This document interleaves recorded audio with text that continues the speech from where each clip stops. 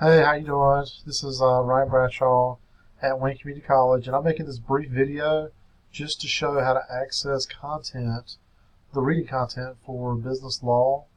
This course is an open education resource course, and the course content has been curated so that you can access PDFs to do the reading. This has all been done in an effort to save students money. And so, for example, if you go to Chapter 1, and pull up Chapter 1 content, you'll see that there is a PDF right here that says Chapter 1 reading contents. You can click on that PDF and it'll pull up the PDF itself, and then this is all content for that chapter. And then you can click the download button right here and click download and be able to save that to your desktop and hit save. And then it will appear on your desktop, and you can double click on it and have that content directly at your fingertips.